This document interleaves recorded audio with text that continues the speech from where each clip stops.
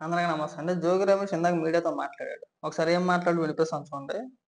ఏమీ తెలియని కుర్రోడిని హ్మ్. తీసుకుని మీరు అరెస్ట్ చేయాలా, జైల్లో పెట్టాలన్న ఇటువంటి వంకర బుద్ధిని మార్చుకోండి. మార్చుకోండి. ఇది ప్రజాస్వామ్యం. ప్రజాస్వామ్యం వదలరా. ఇది గుర్తించండి. నేను గానా నా కుటుంబం గానా హ్మ్. ఎగిరిగోళ్ళ ఆస్తులో గాని ఏదైనా తప్పు చేస్తుంటే విజయవాడ నడిబొడ్డులో ప్రజల సాక్షిగా అవసరమైతే ఉరేసుకుంటాం. హ్మ్. తప్పు చేసుంటే ఉరేసుకుంటాం. ఇప్పుడు తప్పు చేసాడనే కదా అరెస్ట్ చేసింది. మీరేం గుడిలో పూజ చేశారని చెప్పేసి మిమ్మల్ని అరెస్ట్ చేయలే. మీ అబ్బాయినేమో అరెస్ట్ చేయలే. అగ్రిగోల్డ్ భూములు కొట్టేసింది కాకుండా అది తప్పు అని తేలింది. అందులో మీ ప్రమేయం ఉందని చెప్పి తేలింది. అందుకే కదా ఈరోజు అరెస్ట్ చేసింది.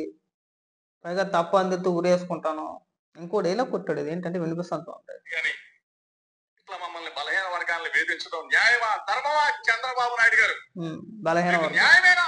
చంద్రబాబు నాయుడు గారు, దయచేసి మరొకసారి మీరు ఆలోచించుకొని మీడియా మిత్రుల ద్వారా ప్రజలందరికీ కూడా ఇది జోగి రమేష్ మీద కుమారుడి మీద జరిగిన దాడి కాదు.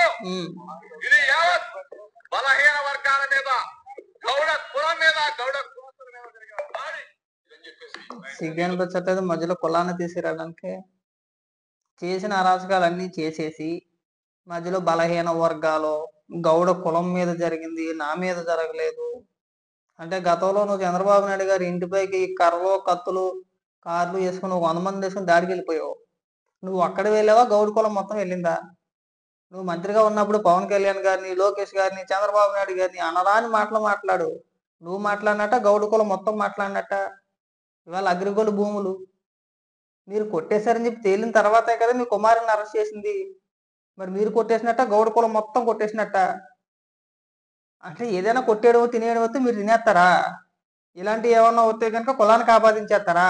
బలహీన వర్గాల నీకైనా బుర్రను మాట్లాడుతున్నావు, బుర్ర లేకుండా మాట్లాడుతున్నావా?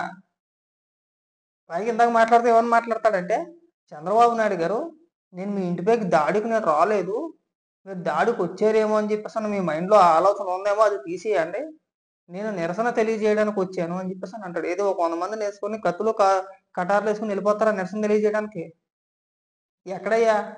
ఏ రాజ్యాంగంలో రాసిందో అలాగా నిరసన తెలియజేసి వెళ్ళేటప్పుడు ఒక 100 మందిని కూడా వేసుకొని వెళ్ళండి.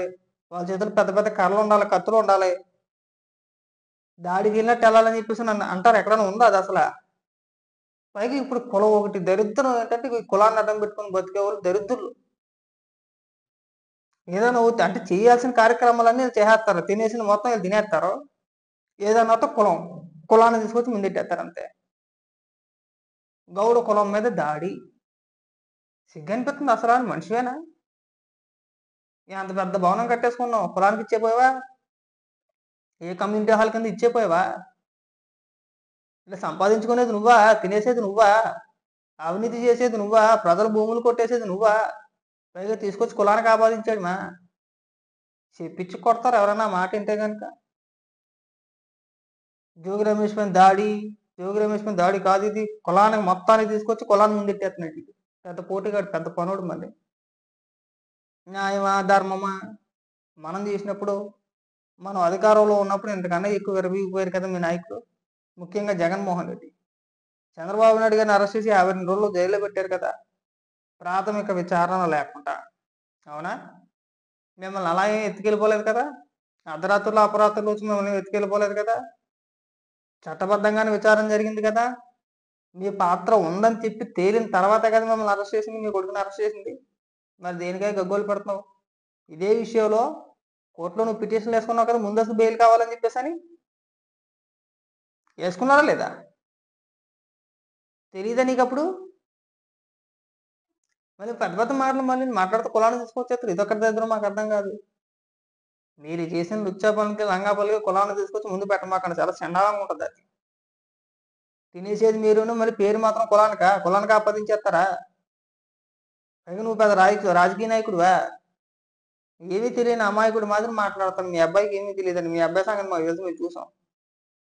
ఈ ఎన్నికల ప్రచారంలో మీ అబ్బాయి మాట్లాడిన మాటలు ఇంకా సోషల్ మీడియా తిరుగుతూనే ఉన్నాయి.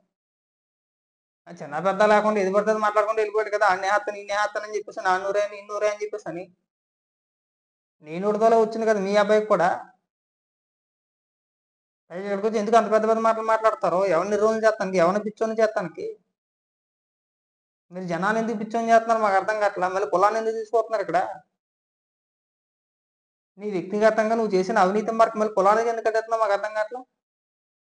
ఈ రోజు గుర్తుకొచ్చిందా బలహీన వర్గం మందని చెప్పేసి అని? అసెంబ్లీలో బూతులు మాట్లాడినప్పుడు లేదా? మంత్రిగా ఉండి బూతులు మాట్లాడినప్పుడు లేదా?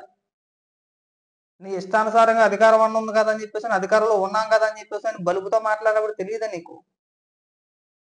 అప్పుడు లేని కులం ఇప్పుడు వచ్చిందా? అబ్బా, ప్రతి ఒక్కడు ఇదొక ఫ్యాషన్ అయిపోయింది. చేయాల్సిన పెంట అంతా చేయడం, కులాన్ని తీసుకొచ్చి ముందెట్టాడు. చేయాల్సిన పెంట దరిద్రం అన్ని ఇల్లు చేసేస్తాడు. ఏమనంటే కులాన్ని తీసుకొచ్చేస్తాడు. అంటే గౌడ కులం అంటే ఇడు ఒక్కడేనా? నువ్వు ఒక్కడమేనా? కులానికి నువ్వు పెద్ద మనిషివా? మధ్యలో కులం ఎందుకు వచ్చిందే నాకు అర్థం కాదు. నీ అవినీతి కేసులకి మీ కొడుకు చేసిన అరాచకాలకి మధ్యలో కులం ఏం చేసిందయ్యా? ఆ కులానికి మొత్తం అంతా కూడా ఎందుకంటే నాకు అర్థం కాదు. సింపతి మాట. మళ్ళీ ఇదొక సింపతి ప్లాన్. ఇగో బలహీన వర్గాలే కాదనట్లేదు. ఎదిగేవు, మంత్రిగా చేసేవు, నీ కొడుకుని అడ్డం పెట్టుకుని అగ్రిగోడు భూములు కొట్టేసేవు. ఇందులో కులానికి సంబంధించింది ఏముంటది? ఇప్పుడు నువ్వు కులం కోసం పోరాడి ఇవో మా కులం ఇలా వెనకబడిపోయింది, మాకు న్యాయం జరగాలి, మా కులంలో చదువుకున్న యువతున్నా సరే ఉపాధి లేకుండా, ఉద్యోగాలు లేకుండా ఇంకా మధ్యతరగతిలో కొట్టుమిట్టాడుతున్నారు. వాళ్ళ కోసం పోరాటం చేసినప్పుడు నిన్ను ఎవరైనా అరెస్ట్ చేస్తే, ఇదిగో నేను కులం కోసం పోరాడుతున్నాను, మనలో ఉన్న వ్యక్తులు ఇంకా నిరుపేదలుగానే మిగిలిపోతున్నారు, సో వాళ్ళు బాగుపడాలి అని చెప్పేసి అని ఏదో చెప్పుకుంటే కొద్ది బాగుంటుంది. కులాన్ని తీసుకొచ్చి మాట్లాడితే బాగుంటుంది. ఈ కుల రాజకీయాలు చేసే వ్యక్తులు ఈ దరిద్రం అంట. చిన్నదానికి పెద్దదానికి తీసుకొచ్చి కులాన్ని తీసుకొచ్చి ముందెట్టేస్తారు. ఎక్కడా ఉండదేమో ఇంత దరిద్రం, ఎక్కడ ఉండదు. ఏపీలో తప్పితే ఇంత దరిద్రం ఎక్కడ ఉండదు. మాట్లాడితే నేను విజయవాడ నడిబొట్టు ఊరేసుకుంటాను. ఎవరికో ఉపయోగం?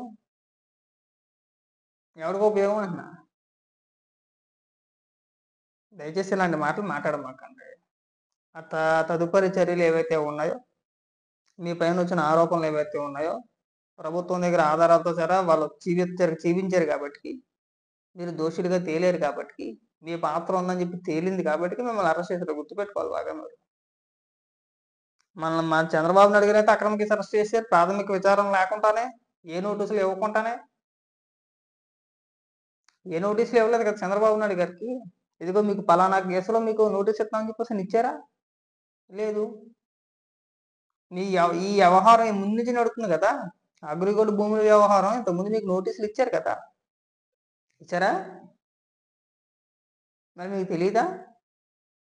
ఈ విచారంలో మనం పాత్ర ఉందని తెలితే మనల్ని అరెస్ట్ చేస్తారని చెప్పేసి మీకు తెలియదా? సో కాబట్టి ఇలాంటి అప్పాబాయ మాటలు కట్టిపెట్టాయి.